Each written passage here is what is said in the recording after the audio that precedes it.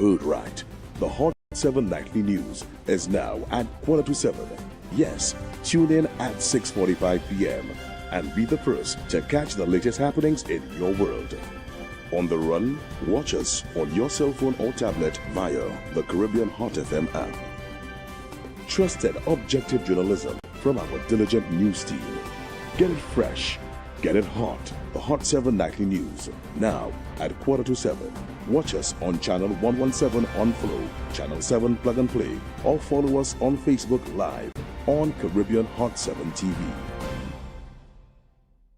10, 9, 8, 7, 6, 5, 4, 3, 2,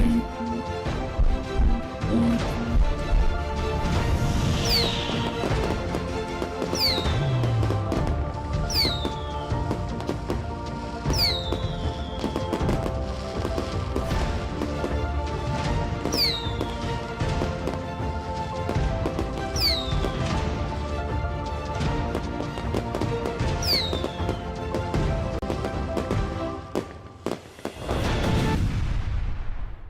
Tonight, Survivor recounts terrifying hours of violence. Government eyes regional partnerships to tackle crime, and fuel and cooking gas prices remain steady. This is the Hot 7 Nightly News. Good evening. It is Tuesday, August 4th, 2026. I am Daniela Edwin. Welcome to the Hot 7 TV Nightly News. We are on Flow Channel 117, Kiss FM, the Caribbean Hot FM mobile app, the Caribbean Hot 7 TV Facebook page, and our YouTube channel, Caribbean Hot 7 TV. Not forgetting those of you using the Hot 7 plug and play antenna. Thank you so much for joining us. Covered in blood, badly wounded, and pleading for her life, a woman in her 40s says she fought to survive an alleged home invasion and violent rape at a home in No Shave You Fort. She alleges that 4 men posing as police officers targeted her in the early hours of the morning, turning what began as an ordinary night into a violent struggle for survival. Now recovering from her injuries, she is sharing her ordeal in the hope that those responsible will be brought to justice. A woman is counting her blessings after surviving what she describes as a terrifying home invasion in the early hours of Monday, August 3rd, 2026, when 4 men allegedly posing as police officers forced their way onto her property. The woman said the ordeal began at around 2 a.m. while she was changing clothes. After deciding to get a glass of water, she allegedly heard footsteps and voices before coming face to face with the intruders. The individuals, someone said to me, this is the police. And I said to him, what did I do? They said they come for a search. And I said, but I've done nothing wrong. How come the police want to search my house? And before I knew it, they both opened into the door. At the same time, there was a young man who was wielding a cutlass. And when I saw that, he grabbed me. And when he grabbed me, I grabbed him at the same time. And I jumped outside. And he tried to chop me. And my hand is chopped all right now. I have several chops in my hands. I cannot even shift my pinky finger because it is unable to bend forward.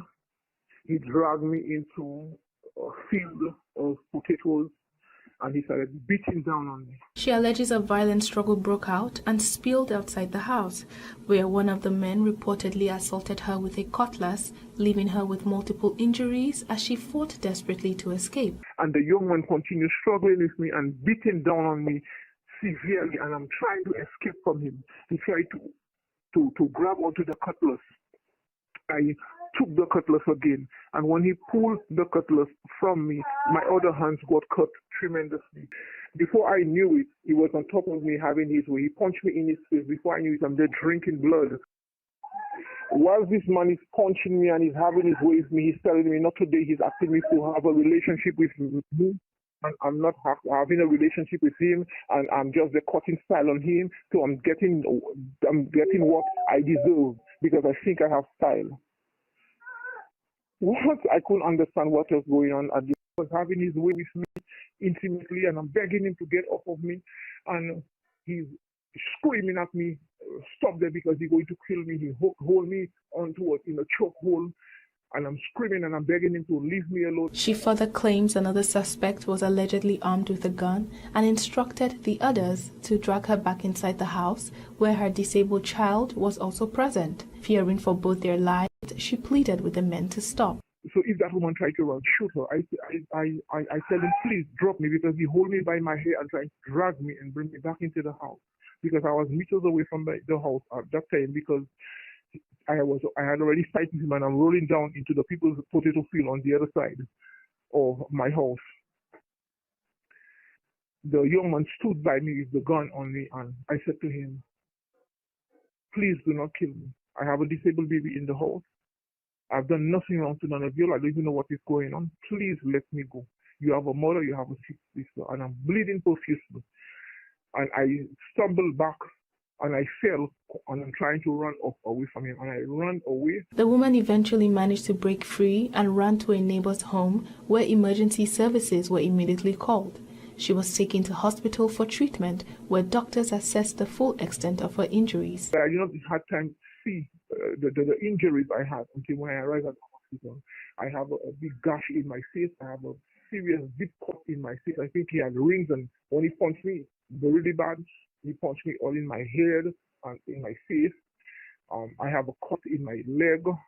I have several cuts in my hand. I have another cut on my arm. Still trying to make sense of the attack, the survivor says she does not know why she was targeted, but remains grateful that she lives to tell the story.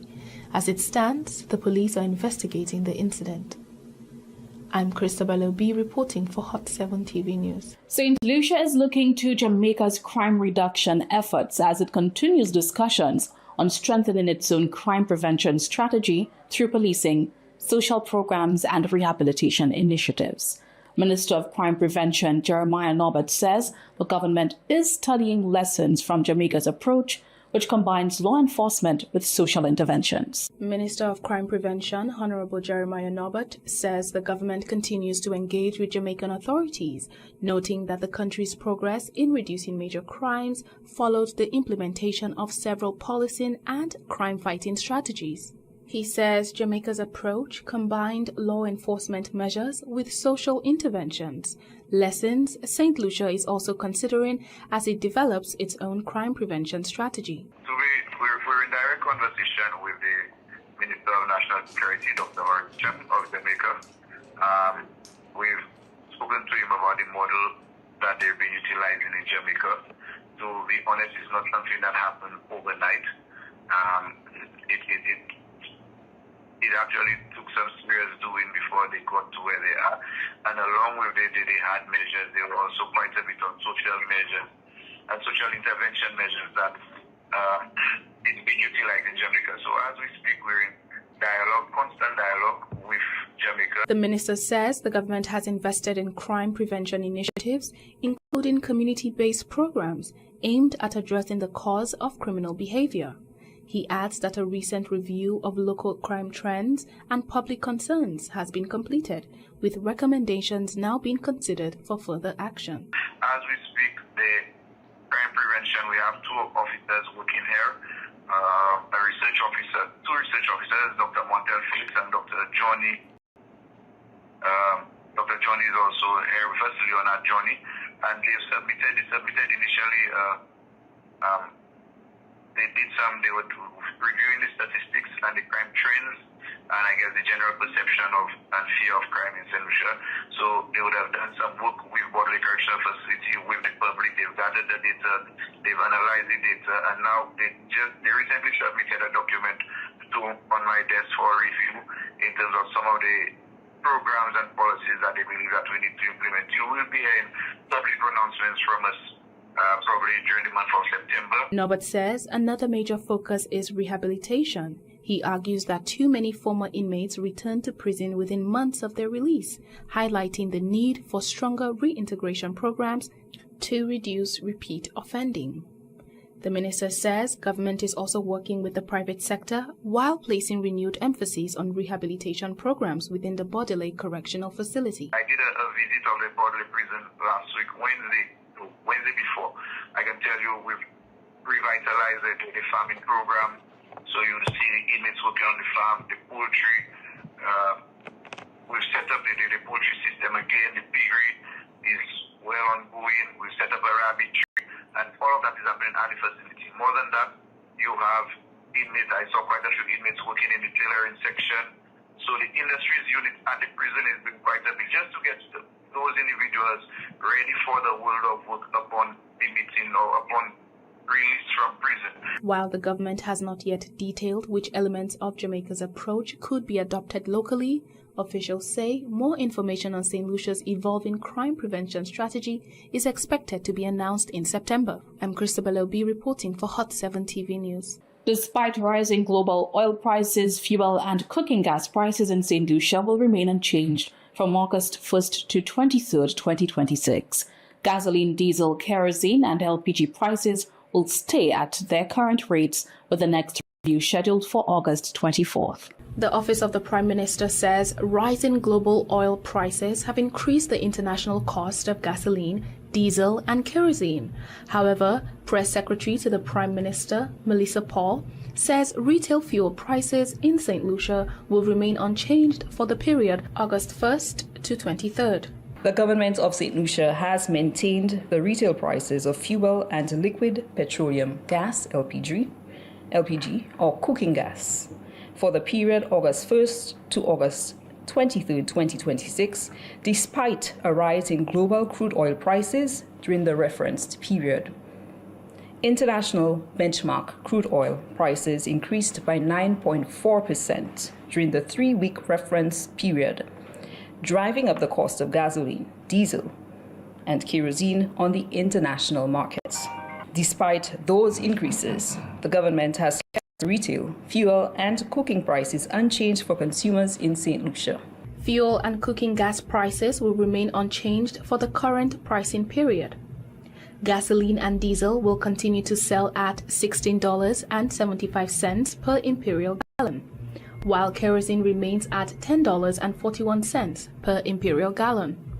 LPG prices also remain unchanged, with the 20-pound cylinder at $34, the 22-pound cylinder at $38, the 100-pound cylinder at $288.50, and bulk LPG at $2.76 per pound. Government support remains in place for all petroleum products to help cushion the impact of fluctuations in international energy prices on households and businesses. During the current pricing period, kerosene continues to receive a subsidy of $3.52 per imperial gallon.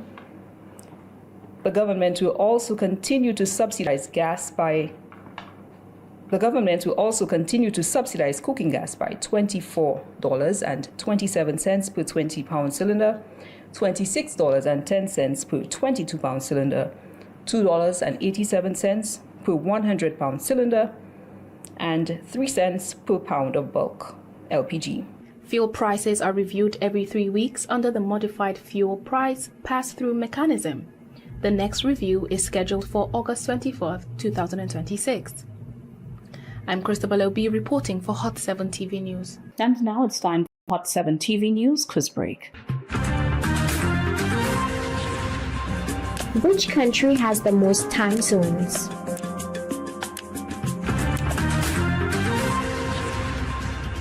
Up next, government agencies reinforce collaboration with stakeholders on snakebite prevention. And Hope Estate residents frustrated as damaged road disrupts garbage collection. All that and so much more coming up when we return.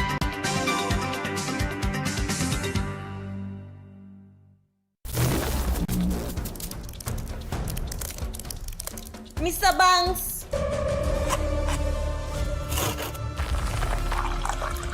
Save me!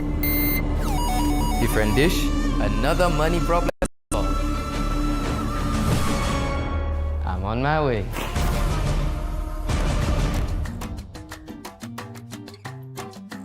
Oh, you're here. My boyfriend and I broke up, and I needed a little retail therapy as emotional support. Honey, retail therapy is not the kind you need right now. Trust me. Alan and I broke up, and these red bottoms will make me feel so much better. Isn't that what you wrote? Don't judge me. No, I'm not judging. I'm just wondering why your BOSL Visa credit card has to suffer in the process as well. So what do I do? Well, I'm no Dr. Phil, but I do know that your BOSL credit card is supposed to help you live better. Use it every time, anywhere. You know, groceries, bills, fuel, lunch, and not every time your phone whispers, sale. Okay, so no more impulse buy. Correct. And you have up to 30 days interest-free. Then clear it and even earn Visa rewards. So I can still shop for the things I like? Oh boy. Yes, but don't shop like you're in a race to be shopaholic of the year. Okay. Dear Diary, today I paused, used my BOSL Visa credit card the smart way, and even earned rewards. Another money problem solved. I love this job. When smart banking advice is needed, Mr. Banks answers the call. Mr. Banks!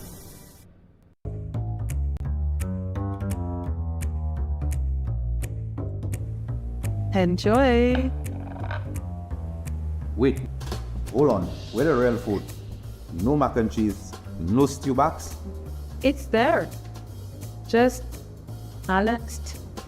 Daddy, that's your carbs, your veg, and your protein. You said you want to live a long time, right? Yeah, but not like a rabbit. We're not cutting on your belly. We're fixing it. With less grease, more good thing. Them buddies have a real vibe, eh? Daddy, that food is good too, you know. My plate, a healthy plate. Eat good, feel good, live good. This message is brought to you by the Ministry of Health, Wellness and Nutrition in collaboration with the Caribbean Development Bank and the Inter-American Development Bank. France has the most time zones in the world, with a total of 12 standard time zones. This is the Hot 7 Nightly News. Thanks for staying with us. Government agencies and national partners met to discuss snakebite prevention, environmental management, and public safety while advancing plans for the community snake handle pilot project. The initiative will include a cleanup activity at the Tet Shime Community Center in Millet on August 11th, with officials stressing the importance of cooperation between agencies and residents. On Monday, August 3rd, 2026, government agencies and national partners met at the Forestry Conference Room to discuss matters of snakebite prevention, environmental management, and public safety.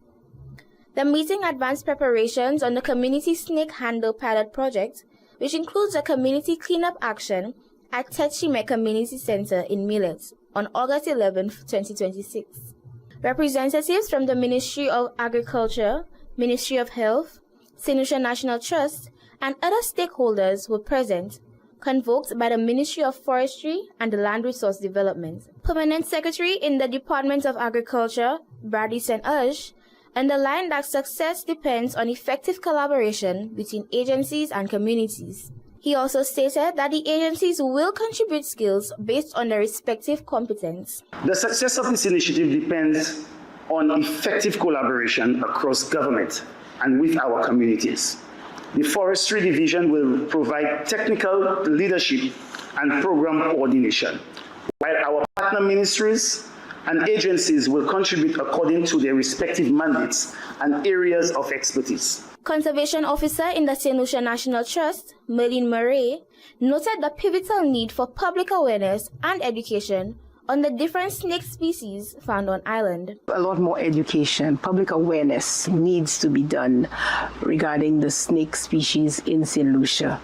A lot of people are not able to identify. Now, many people may say, if I see a snake, I'm not going to look to see what type it is. I will just look to kill.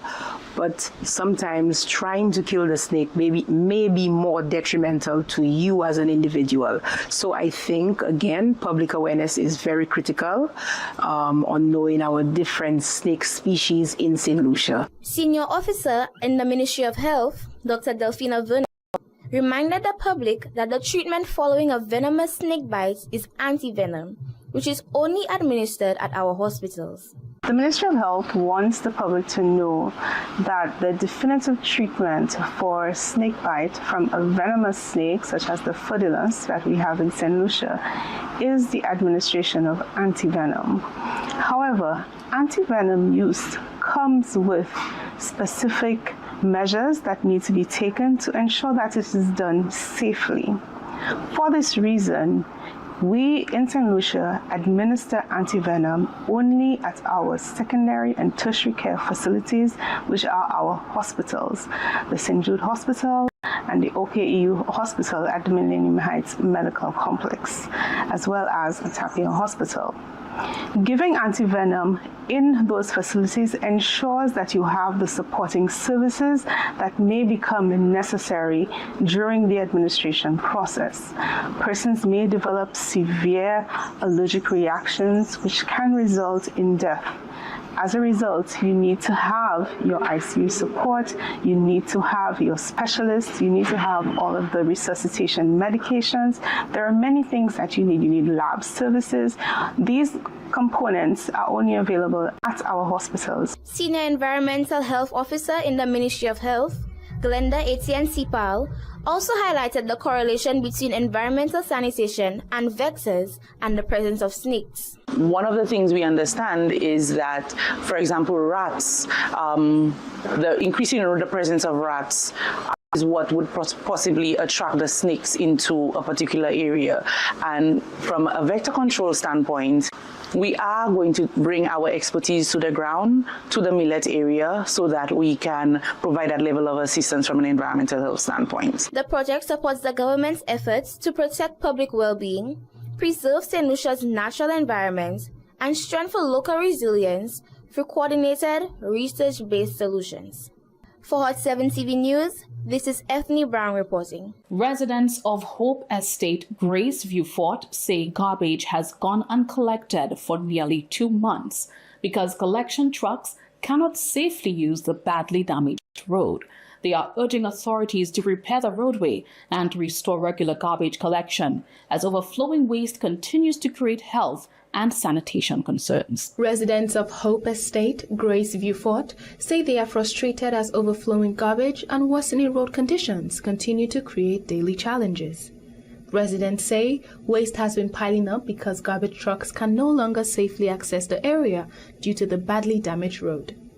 According to residents, the garbage contractor advised that the road is in such poor condition that taking the truck through the area could cause further damage. Garbage collectors said the road is too bad, they cannot drive up there because it's mashing up their truck. It's really a cause for concern, and for years we've been crying about that road. They claim household garbage has not been collected for nearly 2 months, leaving bins overflowing while stray dogs tear open bags and scatter rubbish across the neighborhood. Some families say they have resorted to covering their waste or taking it elsewhere for disposal. It's going on 2 months since the garbage hasn't been collected. Bins are filled and overflowing. Dogs are making a mess with the garbage. Residents have to find other ways to get rid of the garbage, including throwing it over a cliff. Residents also say they have repeatedly raised concerns about the road over the years, but have seen little action. They argue that the failure to repair the road is now affecting basic services and leaving them feeling neglected. Our place fall on deaf ears. For lack of a better word, I'd say we feel neglected. In fact, neglect is the understatement of the year. They are calling for urgent road repairs and the immediate resumption of regular garbage collection. I'm Christabel Obi reporting for Hot 7 TV News. The St. Lucia Starline Bus Drivers Association has launched a nationwide back-to-school initiative aimed at supporting communities across the island by providing assistance to students and families as they prepare for the new academic year. The Starline Bus Drivers Association is lending a help to families by launching a back-to-school initiative to assist students ahead of the new school year. Association's President Sherwin Ferguson said the program is intended to ease some of the financial pressure on parents while helping children return to the classroom with the supplies they need. Starline Bus Drivers have been helping out the different communities, and come the week before school, the 29th, we're going to go out to the different communities and help students in need of school books, school supplies in the different communities. Drivers from across the island have joined the effort by collecting donations along their daily routes. Special donation boxes have also been placed on participating buses, giving commuters the opportunity to contribute. The association says it has already identified families in need and plans to distribute the donations just before schools reopen, ensuring students are better prepared for the start of the new academic year. Most of the bus drivers, you'll see a piggy bank. They have a red, they have a green piggy bank. We just ask the commuters to just put a donation, a small donation. It can go a very long way in helping a child go back to school in September. Those drivers in the respective communities have already identified, some of the students in need. Because as drivers, they know the persons, they know who are in need, and that's how we have made our selection. All around. So come on the 29th, we're going to go out and give those students back to school needs. Ferguson said the association continues to grow and had plans for additional activities for the remainder of the year. We got to go out and help the needy again. We got to go out and on cleanup campaigns. There's a lot of big things happening coming up in this coming year for the Starline Drivers Association. A lot. Starline drivers commenced their trips on August 29th, traveling to communities across the island to provide assistance where it was needed. For Hot 7 TV News, Josiah Bisset reporting. Get ready for another round of Hot 7 TV News quiz break. Can plants communicate?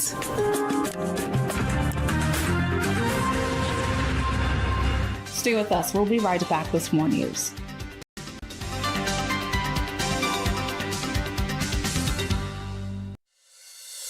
Things are heating up at the National Farmers and General Workers Credit Union Limited. We've got some red-hot deals just for you with 100% financing. Rev up for some excitement with our incredible vehicle loan offer. Building or renovating, we've got you covered. Or pack up for that ideal getaway. This offer won't be available forever. Visit us today and take advantage of this limited time deal. Don't miss out on these fantastic deals with 100% financing. Only at the National Farmers and General Workers Credit Union Limited. We're your friend when you're in need.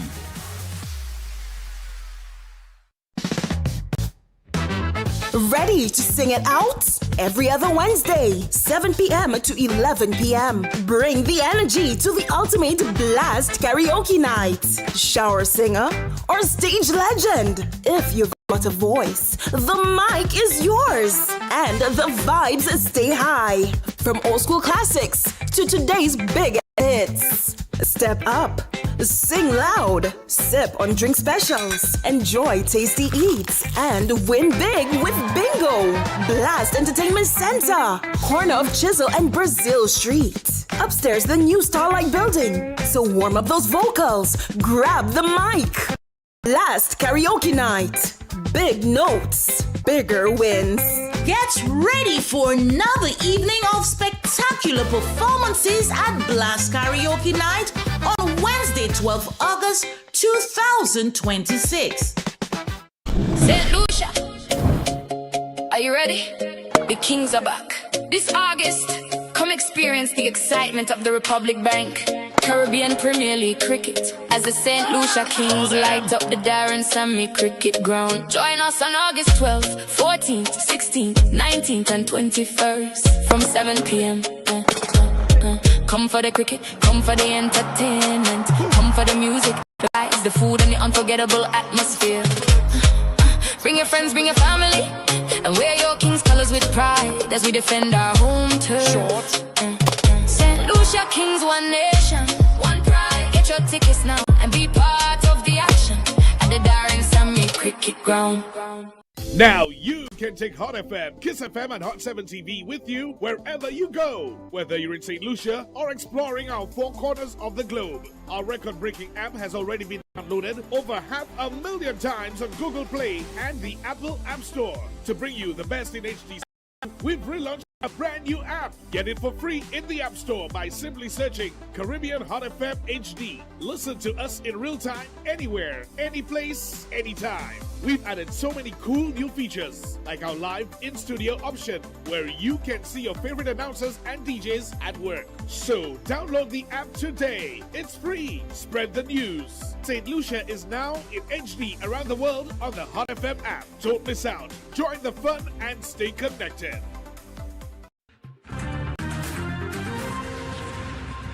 Yes, plants can communicate through airborne chemicals, underground fungal networks, and root signals. They do so to warn nearby plants about pests or diseases, and some even attract insects that prey on the pest attacking them. The third segment of the Hot 7 Nightly News is brought to you with the kind compliments of Caribbean Awning. Let us cover your world. This is the Hot 7 Nightly News. Welcome back. The Caribbean Union of Teachers met in Trinidad and Tobago to review education programs, discuss issues affecting educators, and assess initiatives such as CXC reforms. The organization also announced a new partnership to expand professional training opportunities for teachers across the region. The Caribbean Union of Teachers, CUT, which represents more than 26 teacher organizations across the English, French, and Dutch-speaking Caribbean, met in Port-au-Prince, Trinidad and Tobago from July 13th to 15th, 2026, to discuss issues affecting educators and the region's education systems. President of St. Lucia Teachers Union, Troy Nestor, says the biannual meeting gave the executive an opportunity to assess the organization's progress and address key issues affecting teachers and education systems across the region. At this meeting, there are many matters and so on which had to have been brought to the fore, including looking over at a regional approach to the digitalization of the education system and how we as a unit can provide support for each other and guidance and so on, especially looking from a CARICOM perspective and even OECS perspective as well. Many matters in terms of regional integration. That is where greater aspects of regional integration is spoken of, and where we fight and push for advancement of the education system from a regional perspective. Nestor explained that the CUT has a task force dedicated to reviewing programs, including various CXC initiatives. He said any changes introduced by the organization must involve discussions with key stakeholders, ensuring that proposed measures meet the needs of all parties involved. Right now, we are facing a huge stress on the system in overload, stress management for teachers and students and so on. So again, it is important that these programs are not just implemented haphazardly, in a sense that yes, we see it's good, but it shouldn't be done at the same time that teachers are learning these processes together with students. It should be a process where we are trained thoroughly, and then the implementation. It makes no sense for somebody to be, can you imagine being a doctor and the doctor is learning to carry out surgery on you? That is when the doctor is just learning this thing together if you receive it. So we see ourselves as an organization that's going to be a watchdog for the education system. The organization also highlighted a new partnership with the Cipriani College of Labor and Cooperative Studies for the signing of a memorandum of understanding. The agreement is expected to make training in areas such as labor laws more accessible and affordable for members seeking professional development. Cipriani is a sound education college in Trinidad, and as is the CUT, felt it was necessary to see how we can support its members and so on by signing off on this MOU with Cipriani College, so that persons have greater access and at a lower cost to members.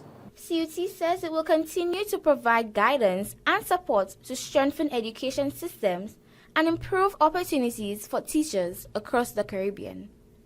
For Hot 7 TV News, this is Ethne Brown reporting. The Cultural Development Foundation and Taiwan have partnered to host a wood sculpting workshop aimed at improving the skills of local artisans. Participants will gain hands-on experience and have their completed projects featured in an exhibition at the end of the program. Head of Training Development Outreach and the Cultural Development Foundation, Tracy Dulcie, stated that the Cultural Development Foundation, in partnership with the Republic of China Taiwan, has launched a new wood sculpting workshop aimed at helping local artists sharpen their skills and expand their creative abilities. We have a wood sculpting workshop which will be starting in 2 weeks' time. It starts virtually, and then from the 21st of September to the 3rd of October, it's going to be in person. This workshop is in collaboration with the Embassy of the Republic of China, Taiwan, and it's a second part to a previous workshop we had in 2024. In that workshop, we had some guys come in, such as Andrew Mondesi, Savinas, and they came and they learned a little bit how to refine their craft under the master technician sculptor who is from Taiwan. So in fact, from that workshop, we had Mr. Mondesi, who just last month visited Taiwan, and during his visit, he got to do an exhibition with the facilitator who's coming back to St. Lucia to do this special session for advanced sculptors. The program gives participants hands-on experience in wood sculpting while introducing new techniques to improve their craftsmanship and support future opportunities. Those who take part in the workshop will actually get the opportunity to find out about what does it take to export your product overseas, because we are also partnering with Export St. Lucia, Department of Commerce and Forestry, to come in and tell the guys about the types of wood in St. Lucia. How do you sustainably cultivate wood? Because it's one thing to see a nice plant there and you go and cut it, and it may take you a whole 50 years to get that plant again. So is there strategies in which you can cut it to sustainably use it so that we don't lose our forests at the same time? Also, what type of wood do you bring in?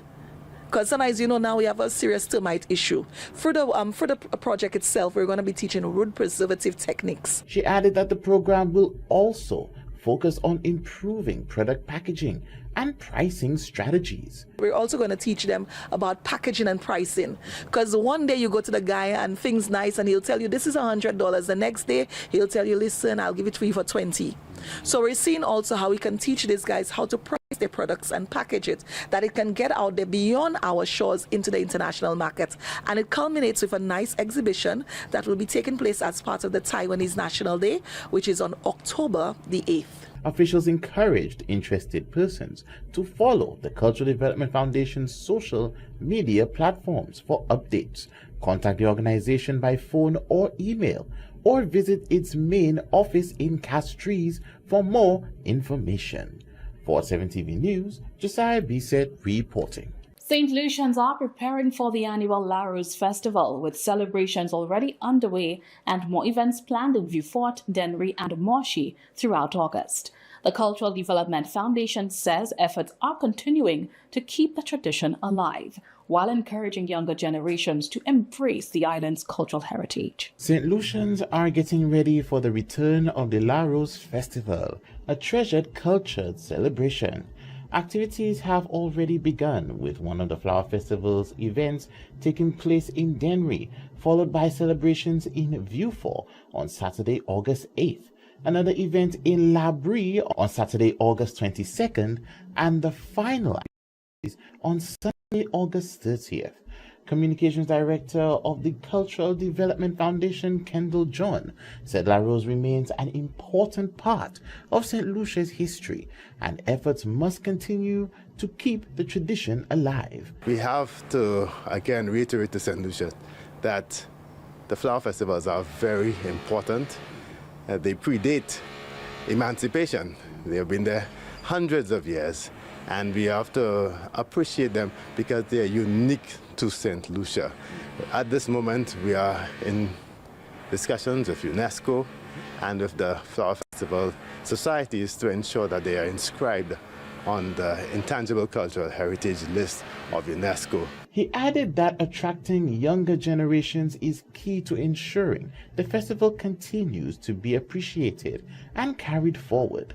The Cultural Development Foundation is actually looking at different ways to get the younger persons involved. I must say we do see a lot of the young ones now getting involved, especially the princesses, and you see the princes and the children. When you speak to them, they actually enjoy it. But I mean, who doesn't want to be a king and a queen, right?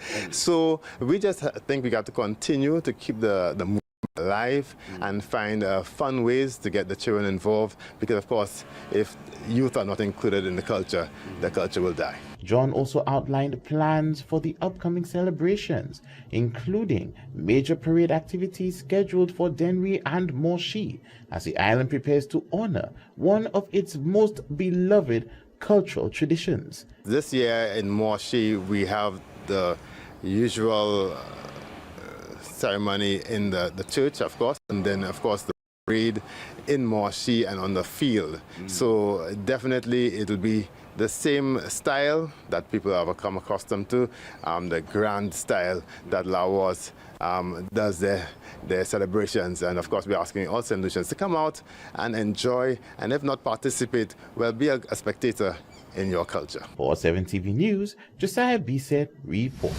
Stay with us, the weather report is up next.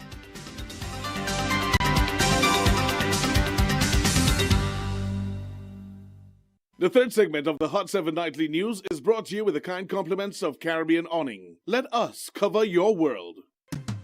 Caribbean Awning. Let us cover your world with products for shade, shelter, and security. Rolling shutters, accordion shutters, roll-up steel doors, residential garage doors, storm panels, PVC cladding, blinds and roller shades, retractable awnings, fixed frame awnings, vertical drops, outdoor roller shades, canopy covers, gazebo covers, tent covers, pool covers, van tops and truck covers, carports, marine products, chair covers and upholstery, commercial umbrellas, banners and signage by Artwork, steel spiral and floating stairs, burglar bars, steel framed furniture, stainless steel cable railing, glass railing, aluminum louvered shade, aluminum fencing, aluminum railings, aluminum gates, estate gate motors, scissors gates, face recognition system, Caribbean Awning.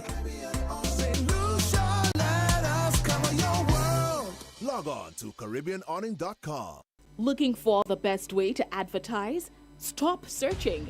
Hot 7 TV gives you more reach, more impact, and more value. Get your business in front of the right audience and watch your sales soar. Don't miss out. Call 452-6040 today and take advantage of our exclusive advertising packages. Hot 7 TV. Advertising for smart businesses. And now for the weather report.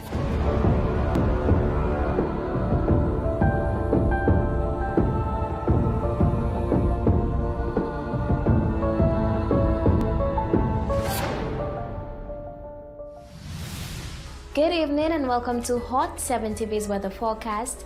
I'm your presenter, Serena Toussaint. Present weather at Urunara Airport is partly cloudy. Present weather at George F.L. Charles Airport is cloudy. Present temperature at Urunara Airport is 30 degrees Celsius or 86 degrees Fahrenheit. Wind at Urunara Airport is blowing from the east at 12 miles per hour or 19 kilometers per hour. Rainfall in the 24-hour period that ended at 8 a.m. today. At Urunara Airport, 0.2 millimeters.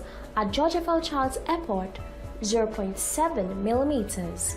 Sunset today, 6:41 p.m. Sunrise tomorrow, 5:48 a.m. Forecast for St. Lucia valid for the next 24 hours. Winds will be blowing from between the east and southeast near 14 miles per hour or 22 kilometers per hour. Weather fair to partly cloudy with a few brief showers. Marine forecast for seasonal 25-mile or 40 kilometers radius from St. Lucia. Tides for Castries Harbor, low at 12:53 p.m., high at 7:28 p.m.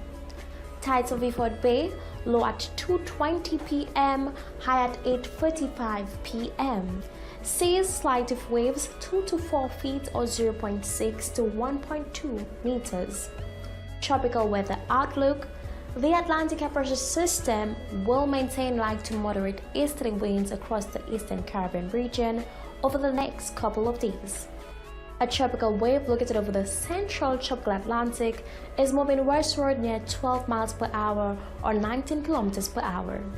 Another tropical wave located just off the African coast is also moving westward near 12 miles per hour or 19 kilometers per hour.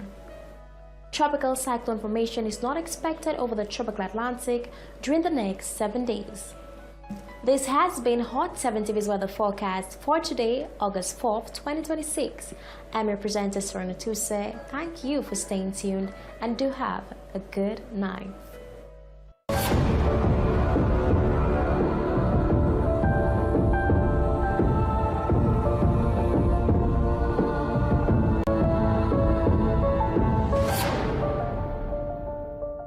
And with that, we come to the end of the Hot 7 TV Nightly News for today, Tuesday, August 4th, 2026. Don't forget to join us tomorrow at midday for our next news major. On behalf of the entire news team, I am Daniela Edwin. Thank you for tuning in and to have a good night.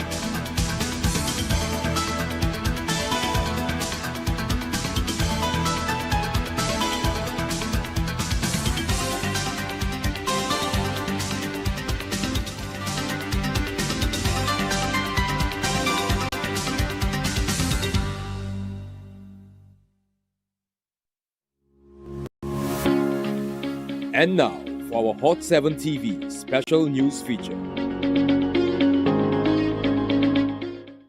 Offshore natural gas platforms pull immense volumes of energy from beneath the seafloor. Moving this energy from extraction to consumption requires navigating one of the most complex